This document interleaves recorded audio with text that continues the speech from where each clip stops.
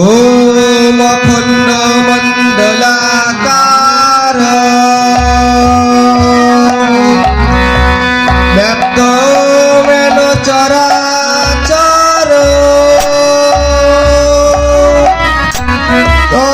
तत्पदं दर्शितमेन तस्मै श्री गुरवे नमः। ओम अज्ञानतिमिरान्धस्य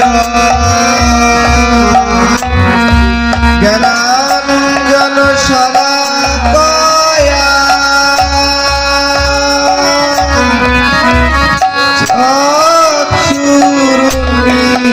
चक्षुरुन्मीलितमेन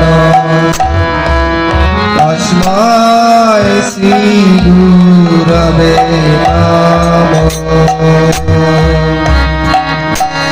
ओम गुरुर्ब्रह्मा गुरुर्विष्णु गुरुदेव महेश्वर गुरुरेव परम ब्रह्म तस्मै श्री गुरवे नमः।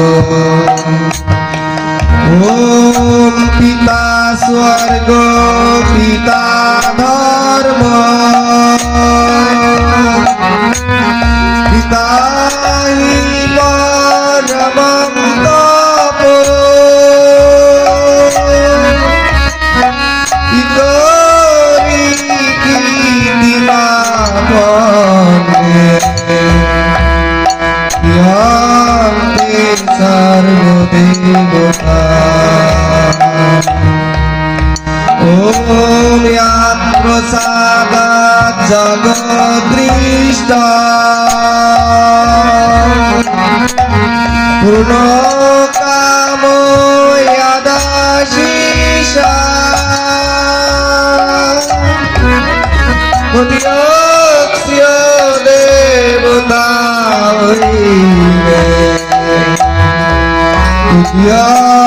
मात्रे नमो नमो।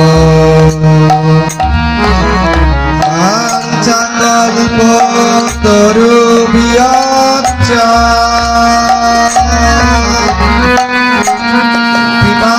कृपासिन्धुभ्यो एव च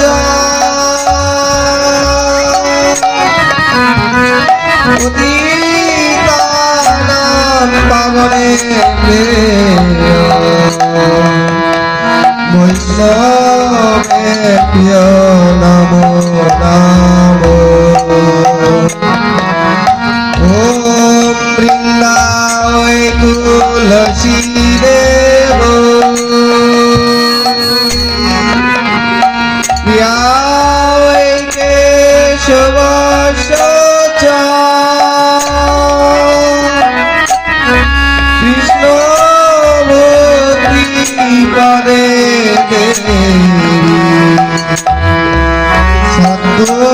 सद्गुरुवत्तये नमो नमो। तप्तकाञ्चन गौराङ्गी राधे वृन्दावनेश्वरी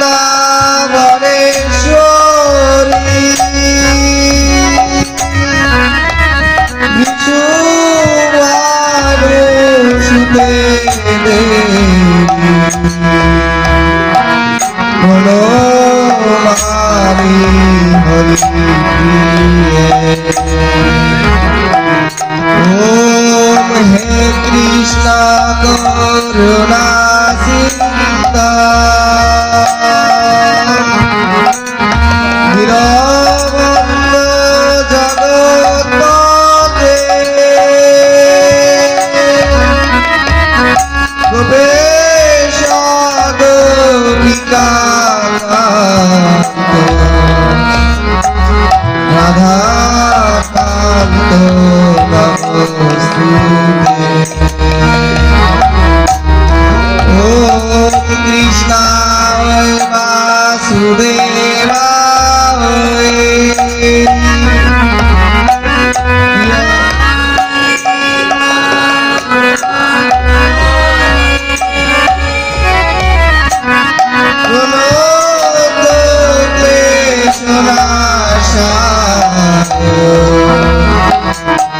গোবিন্দায় নমো নমঃ। শ্রীকৃষ্ণ হৃদয়ম গীতা সংসার মলনাশিনী জনমুক্তি মুক্তিদাত্রী গীতাদেবী নমস্তুতে। ওম হরি ওম তৎসৎ। ওম শ্রী পরমাত্মনে নমঃ। ওম নমো ভগবতে বাসুদেবায়। অথ শ্রীমদ্ ভগবদ গীতার মঙ্গলধ্যান আরম্ভঃ। ওম পার্থায় প্রতিবোধিত্বা ভগবতাং নারায়ণেন স্বয়ং ব্যাসেন বুদ্ধিতাং পুরাণং পুরীতমদ্য মহাভারতম অদ্বৈতামৃতম মুর্শিদি ভগবতী অষ্টাদশ অধ্যায়িনী আম্ব ত্বাং সম্বুধামি ভগবদ্গীতে ভগবদ্বেষ্টি নমোস্তুতে ব্যাস বিশাল বুদ্ধে বিদ্যারে বিদ্যায়তে ভক্তমিত্রঃ জ্ঞানতময় ভারতমৈলপূর্ণः উজ্জ্বালিত জেন বৈপতিকः প্রপন্নপারিজাতায় পুত্রমিত্রায় গোপালায় জয় গোবিন্দায় কৃষ্ণায় গীতামৃতদুবে নমঃ। সর্বপুরীশিবগাগো গঙ্গা গোপালনন্দনः কার্যবশ্য সুধীর ভোক্তা উত্তম গীতামৃতম বহৎ বসুদেব সুতং দেবং कंसचाणूरमर्दनं देवकी परमानन्दं कृष्णं वन्दे जगद्गुरु विष्णोर्नोतनादप्रतो जरा गन्धार्णिलोत्मना सल्योग्राहवतकिमेव महोनिकर्णनिबलाकुला अश्वत्थामस्करणगो अघोरदुर्योधनामूर्ति स्वकीर्णा परमन्दवै अनुभवदिकोयमण्डागकेशमः राचार्यवत सरोजं भोलङ्किताचकं दुर्घटं ्यानकेशरं हरिकातशम्बुधानवरीतं लोकेशब्जक्षत्पदे रहो मुदा द्वारभारतपङ्कजं हरिमल्पदक्षिणा श्रेयसे मुखं कार्तिभासानं अङ्गुलङ्घयति गिरिं योत्रिकतमहं वन्दे हरोमतकं पादवं यों ब्रह्मा भूमिन्द्ररुद्र हरुन्दन्मति विद्वैस्तवै विनय साङ्गपदक्रमै उपनिषदैर्गान्धियं सामजः ध्यानवती जगद्गात्रं मनोसमस्यन्त्यं भग्नः यास्यन्तरणविदूरं शूरसुरगणाय देवाय तस्मै नमः। नारायणं नमस्कृत्य नरं चैव नरोत्तमं देवीं सरस्वतीं चैव ततो जयमुदीरये। इति श्रीमद्भगवद्गीतार मङ्गलध्यान समाप्तम्। ओम हरि ओम तत्सत्। ओम हरि ओम तत्सत्। ओम श्री परमात्मने नमः। अथ श्रीमद् भगवद गीतार तृतीय अध्याय कर्मयोग नामकं ग्रन्थः।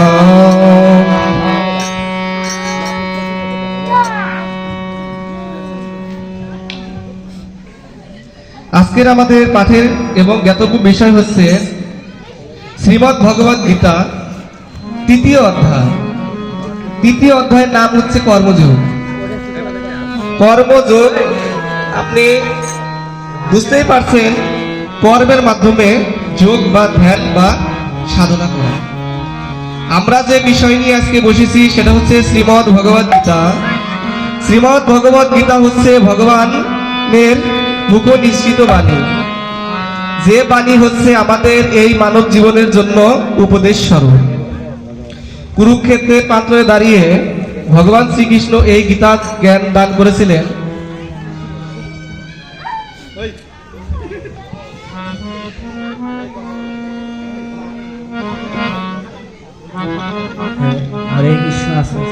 কুরুক্ষেত্রের প্রান্তরে দাঁড়িয়ে অর্জুনের মাধ্যমে এই আমাদের কলিহত জীবকে শিক্ষা উপদেশ দেওয়ার জন্য এই শ্রীমদ্ ভগবদ গীতার ভগবানের মুখ নিঃসৃত বাণী। আমরা সকলে ধৈর্য সহকারে বসবো, সময় বেশি লাগবে না, 30 মিনিটে শেষ হয়ে যাবে। তো আজকের অধ্যায়ের নাম হচ্ছে কর্মযোগ, মানে কর্মের মাধ্যমে যোগ। ভগবানকে কিভাবে কর্ম দ্বারা সন্তুষ্ট করা যায় এবং কর্মের মাধ্যমে কিভাবে ভগবানকে পাওয়া যায় সেই বিষয়গুলো আজকে আমরা সকলেই জানব এবং জানার পরে আমরা সকলেই ভগবানের এই উপদেশগুলো মেনে চলার চেষ্টা করব। হরে কৃষ্ণ। অর্জুন উবাচ জ্যায়োসি চেত কর্মন্তে মতা বুদ্ধি জনার্দন তৎকিং কর্ম নিগরে মাং নিয়োজয় কেশব ব্যামিসে ইব বাক্যেন বুদ্ধি মহয়সি বমে তদেকং বদ নিশ্চিত্য জ্ঞান শ্রেয়হমাপ্নুয়া। তৃতীয় অধ্যায় শুরু হলো অর্জুনের জিজ্ঞাসা দিয়ে। অর্জুন কি জিজ্ঞাসা করলেন? হে জনার্দন, ভগবান শ্রীকৃষ্ণের একটি নাম জনার্দন, যদি তোমার মতে কর্ম অপেক্ষায় জ্ঞান শ্রেষ্ঠ হয় তাহলে কেন আমাকে এই আত্মীয় বধ হিংসাত্মক কর্মে বা যুদ্ধে নিযুক্ত করেছ? তুমি সন্দেহ বাক্যের দ্বারা আমার বুদ্ধি বিভ্রান্ত করেছ।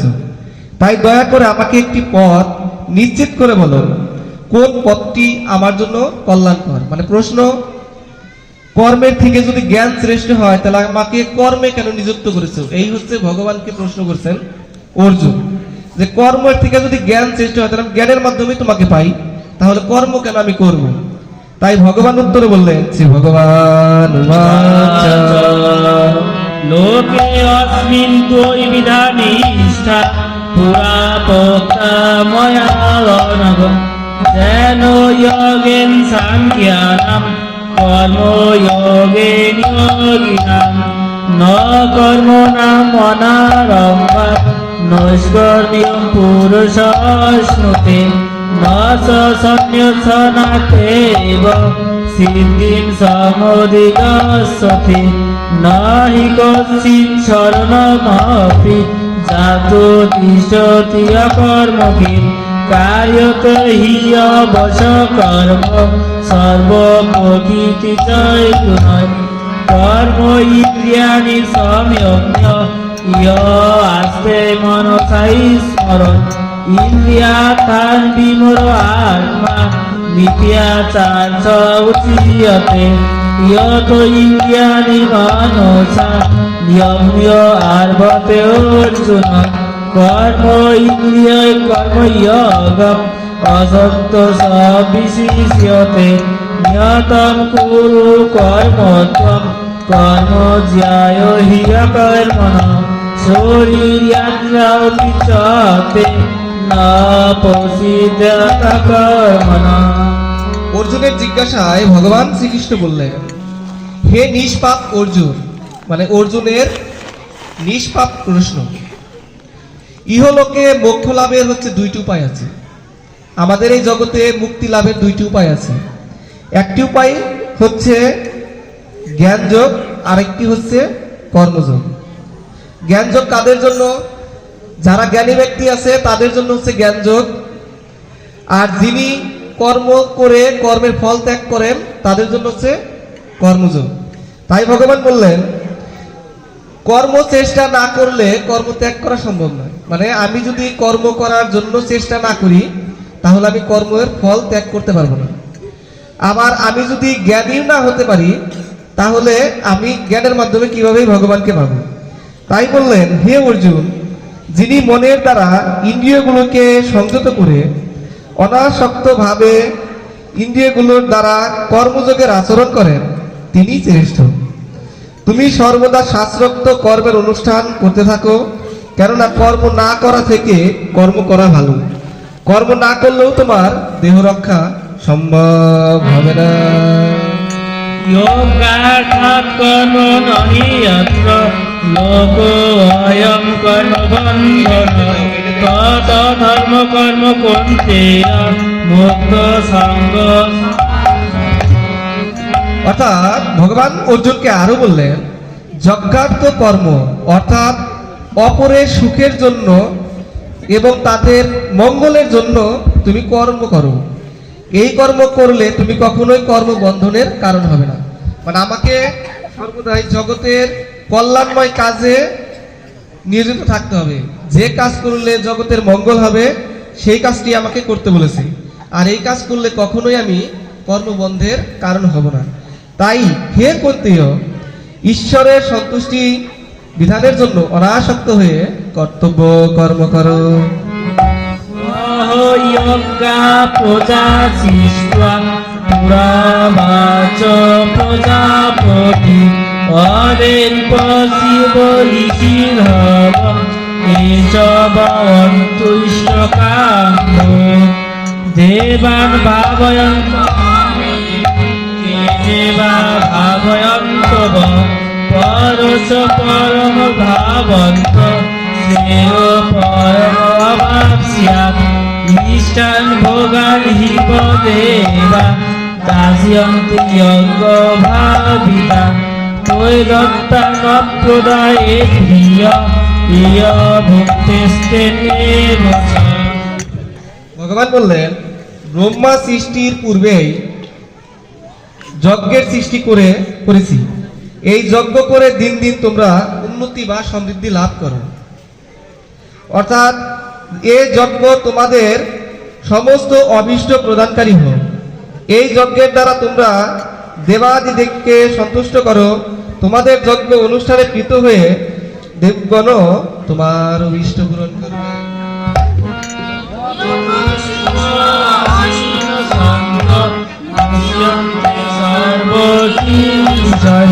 ভুজন্তে তু অঘম পাপা ये पश्यन्ति आत्मकारणः अन्यात् भवन्ति भूतानि पूजनीयात् अन्नसम्भव यच्चात् भवति पूजनीय यज्ञकर्म समुद्भव कर्म ब्रह्मोर्वं विद्धि ब्रह्मक्षर समुद्भव तस्मात् सर्वगतं ब्रह्म नित्यमग्रे प्रतिष्ठितम् एवं प्रवर्तितं चक्रं न उद्वर्तयति ह्ययम् अघायुर्यानाम मोघं पार्थ सजीवति। অর্থাৎ শ্রী ভগবান বললেন, এখানে একটা গুরুত্বপূর্ণ শ্লোক হচ্ছে এই 3য় অধ্যায়ের 13 নম্বর শ্লোকটা হচ্ছে, যজ্ঞ শিষ্ট অসীম সন্ত মুচিয়ন্তে সর্বকিল বিষয় ভুঞ্জতে তে তু অঘম পাপা ইয়ে পসন্তি আত্মকারণ। অর্থাৎ যে সজ্জনগণ বা যে মানুষগণ যজ্ঞের অবশিষ্ট অংশ ভোজন করেন তিনি সমস্ত পাপ থেকে মুক্তি হন। এখন যজ্ঞ জিনিসটা কি? এই যে আমরা এই জায়গাতে কিছুক্ষণ আগে ভগবানের পুজো দিয়েছি, পুজো দেওয়ার পরে কিছু প্রসাদ হয়েছে, সেই প্রসাদ আমি গ্রহণ করলে আমি সকল পাপ থেকে মুক্ত হব। কিন্তু আমরা কি করি? বাড়িতে রান্না করে নিজেদের ইন্দ্রিয় তৃপ্তির জন্যই রান্না করি, একমাত্র নিজেদের ভোগ বিলাসের জন্য আমরা রান্না করি। সেই রান্না করা খাবার কিন্তু আমরা ভগবানকে দেই না। তাই ভগবান বলছেন, যিনি নিজ ইন্দ্রিয় তৃপ্তির জন্য রান্না করেন তিনি হচ্ছে পাপ রাশি ভোজন করেন। তার মানে আমরা রান্না করে যখন ভগবানকে নিবেদন না করে আহার গ্রহণ করি সেটা আমাদের পাপ হয়ে যায়। আমরা যতবারই গ্রহণ করব ততবারই আমরা পাপ আহার বা পাপ গ্রহণ করব। তাই ভগবান বলেছেন, অন্ন খেয়ে প্রাণীগণ জীবন ধারণ করেন। অন্ন উৎপন্ন হয় বৃষ্টি হতে, বৃষ্টি উৎপন্ন হয় যজ্ঞ অনুষ্ঠান করার ফলে। শাস্ত্রোক্ত থেকে কর্ম যজ্ঞের উৎপত্তি হয়। যজ্ঞাদি কর্ম বেদ হতে উৎপন্ন হয়, আর বেদ পরমেশ্বর ভগবানের হতেই জন্ম লাভ হয়েছে। অতএব সর্বব্যাপী পরমেশ্বর ব্রহ্মা সর্বদাই যজ্ঞে বিরাজমান। হে পার্থ, যে ব্যক্তি ইহ জীবনে এভাবে ঈশ্বর কর্তৃক প্রবর্তিত কর্মচক্রের অনুগামী না হয়ে বরং ইন্দ্রিয় বিলাসী হয়, সে ব্যক্তি বৃথায় জীবনযাপন করে।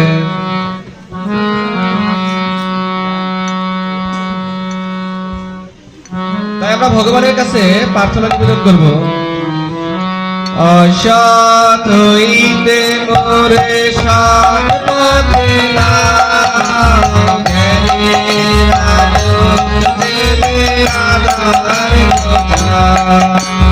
সৎ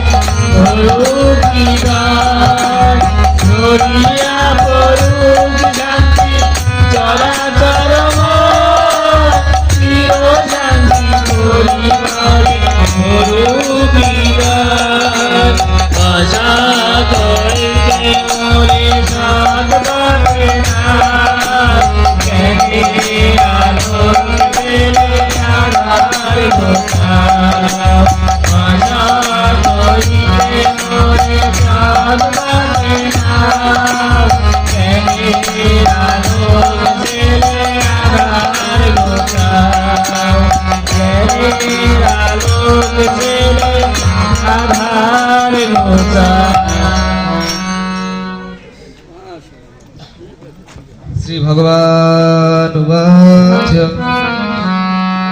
यो तु आत्मरति एव स्यात् आत्मतृप्त च मानव आत्मनि एव च सन्तुष्ट तच्च कार्यं न विधीयते न एव तस्य कृतेनार्थ न अकृतेन्य कश्चन न समस्य सर्वभूतेषु অর্থাৎ শ্রী ভগবান বললেন যে ব্যক্তি আত্মাতেই প্রীত মানে আত্মাতেই তৃপ্ত আত্মাতেই যিনি সন্তুষ্ট আমরা তো সকলে আত্মা চিনি তার নিজের কোনো কর্তব্য বলে কিছুই থাকে না এই জগতে আত্মজ্ঞানী কর্ম অনুষ্ঠান করেও জাগতিক কোনো বস্তু লাভ করা তার কোনো প্রয়োজন নেই এবং কর্ম না করলেও তার কোনো পাপ পুণ্য নেই নিজের হিতার্থের জন্য অন্য কারো উপর তার আশ্রয় গ্রহণ করারও প্রয়োজন নেই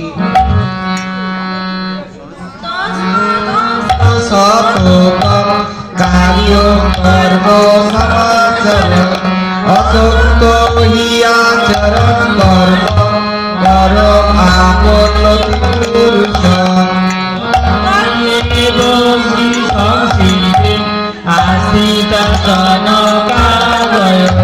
लोक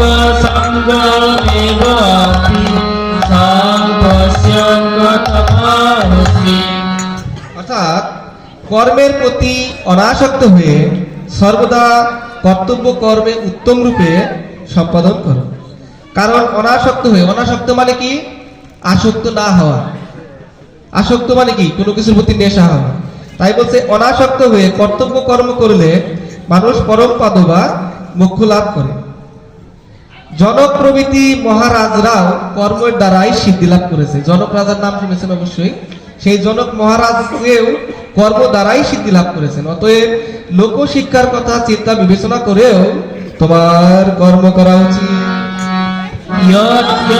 আচরতি কেষ্ট তত্তদেব ইতর্জন সয়ত্নম কুরুতে লোকতপবর্ততে নমে পাপাসি কর্তব্যম শিশু লোকেষু নিশ্চয় নবনুপ্রাপ্তম অপ্রাপ্তব্যম তত এব চ কর্মণি यदि हीनहुं न पठेयं जातु कर्मणि मतङ्गितं मम वर्मनुवर्तन्ते मनुष्य पार्थ सर्वशः उच्चित्ते इमे लोका न कुर्यां कर्म चेदहं शङ्करस्य च कर्तास्य उपन्याङ्गिमाप्रसा শ্রী ভগবান 21 নম্বর শ্লোকেও একটা গুরুত্বপূর্ণ কথা বলে গেছেন ইয়ৎ ইয়ৎ আচরতি শ্রেষ্ঠ তৎ এব ইতরজন সায়ৎ প্রমাণম কুরুতে লোক তৎ অনুবর্ততে আমাদের সমাজে আমরা যে যতই কর্ম করি না কেন কেউ কাউকে না কাউকে আমরা অনুসরণ করি কেউ যদি বিদ্যা অর্জন করতে যায় তার সমাজে যে ব্যক্তি সর্বোচ্চ ডিগ্রি ধারণ করেছে অর্জন করেছে তাকেই ফলো করে কেউ যদি সঙ্গীত চর্চা করতে যায় যে ব্যক্তি ভালো গানে পারদর্শী তাকে ফলো করে এটাই ভগবান বলেছেন শ্রেষ্ঠ ব্যক্তি যা যা আচরণ করেন সাধারণ লোকেরাও তাকে অনুসরণ করে অর্থাৎ শ্রেষ্ঠ ব্যক্তির প্রামাণিক কর্মই সাধারণ লোকেরা অনুসরণ করে থাকে তাই ভগবান বললেন হে পার্থ পার্থ হচ্ছে অর্জুনের একটি নাম এই ত্রিজগতে আমার কিছুই কর্তব্য নেই প্রাপ্ত বা অপ্রাপ্তব্য বলেও কিছু নেই তবু আমি সর্বদা কর্মে ব্যাপৃত থাকি মানে কর্মে লিপ্ত থাকি হে পার্থ কেননা আমি যদি অলসভাবে কখনো কর্ম অনুষ্ঠান না করি তবে মানবগণ আমাকেই অনুসরণ করবে মানে ভগবান বলেছেন তুমি যদি কর্ম না করো আমি যে তোমাকে জ্ঞান দিচ্ছি তুমি যদি কর্ম না করো তাহলে তোমাকে পেছনে যারা আছে তাকে কি করবে লক্ষ্য করবে দেখবেন প্রতিটি পরিবারে সন্তান হয় মা অথবা বাবাকে অনুসরণ করে মা যা করেন বা বাবা যা করেন সন্তানরাও তাই করে থাকে। তাই বলেছেন মা বাবা যদি কর্ম না করে তাহলে তার সন্তানও কর্ম করবে না। আজকে আমি যদি মন্দিরে ভক্তি না দেই, শ্রদ্ধা না জানাই, আমার সন্তানও পরবর্তীতে সেটা করবে না, কারণ বাবা করে নাই, আমিও করব না। তাই ভগবান বলছেন যে তুমি তোমার কর্তব্য কর্ম করো, তোমার পেছনে যারা আছে তোমাকে তারাই অনুসরণ করবে। সত্তা কর্মণি অবিধ্বংসঃ যথা পূর্ববিধানঃ ভূয়াৎ বিদ্বান তত্র সত্যঃ শ্রীকৃষ্ণলোকসং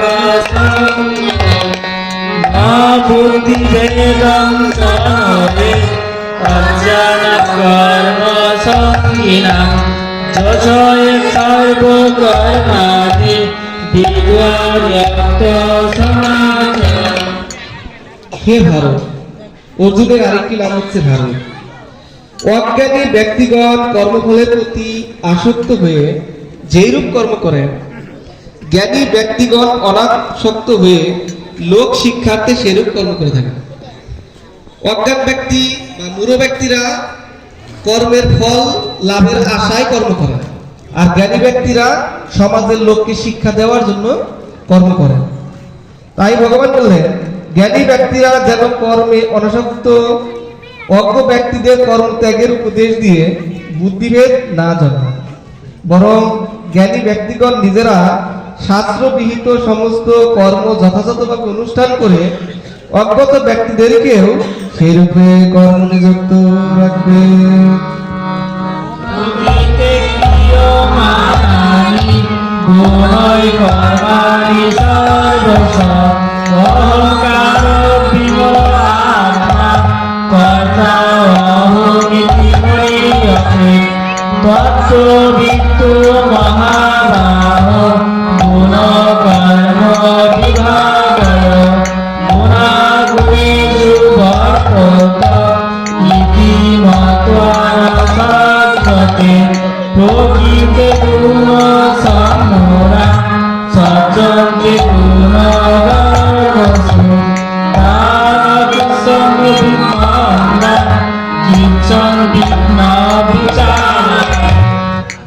প্রকৃতির গুণ সমূহ দ্বারা, গুণ কয়টি আমরা জানি?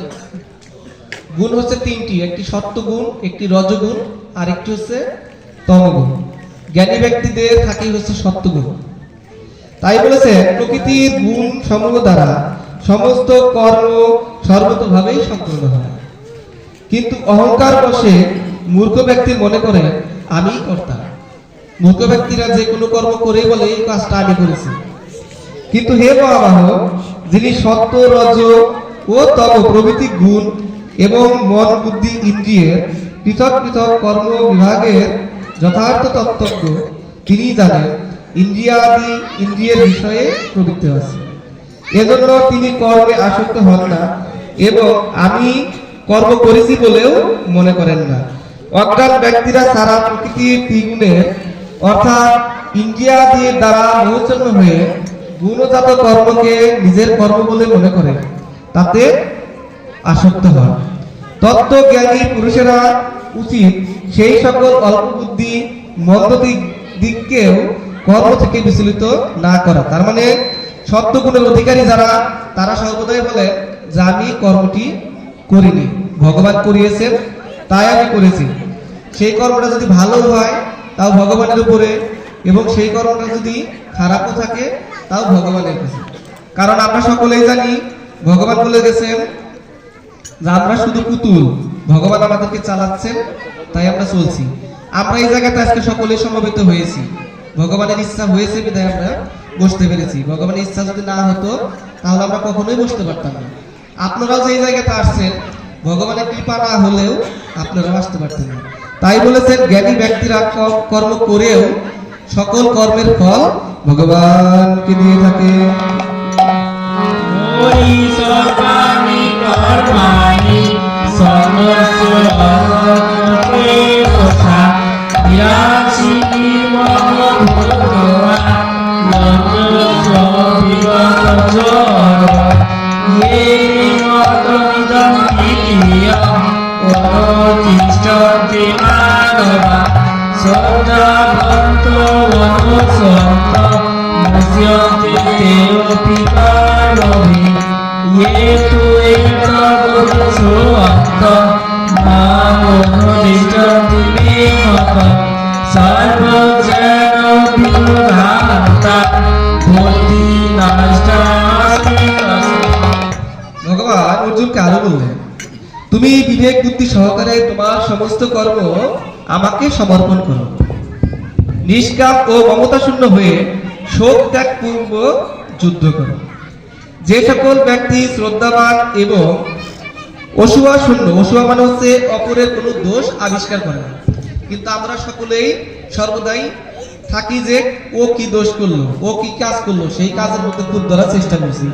তাই ভগবান বলেছেন অপরের দোষ কখনোই আবিষ্কার করতে যেও না, আমার নির্দেশ অনুসারে কর্তব্য কর্ম অনুষ্ঠান করো, তারা কর্মবন্ধন থেকেও মুক্ত হবে। কিন্তু দোষ দৃষ্টিতে যুক্ত হয়ে যারা আমার উপদেশ পালন করেন না, সেই সকল মূর্খ ব্যক্তিগণকে জ্ঞান শূন্য ও বিনষ্ট বলে জানবে।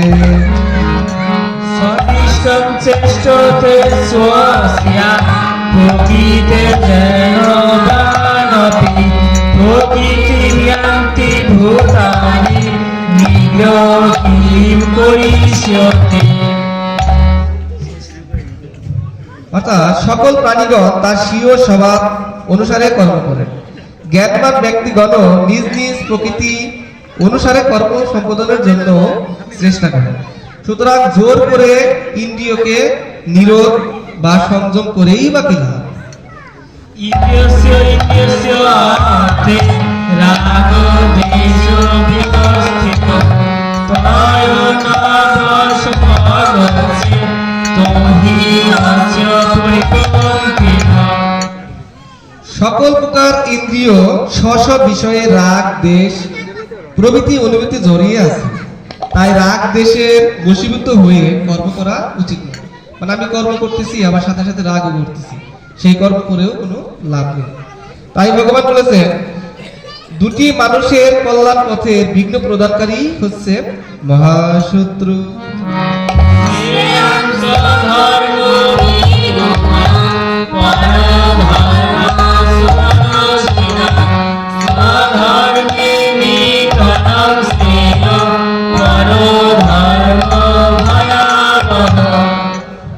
অর্থাৎ এখানে বলেছেন আমাদের চারটি বর্ণ রয়েছে, ব্রাহ্মণ, ক্ষত্রিয়, বৈশ্য এবং শূদ্র।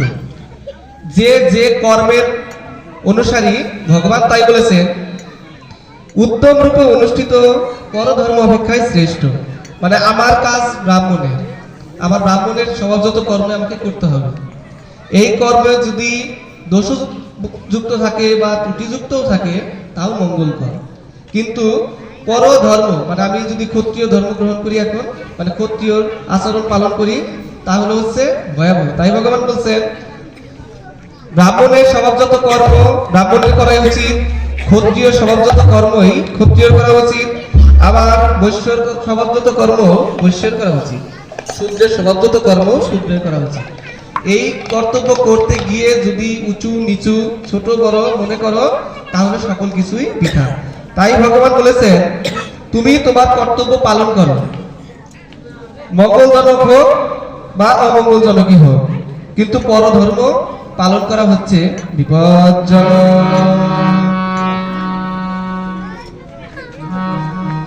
তুমি নির্মল কার মঙ্গল করে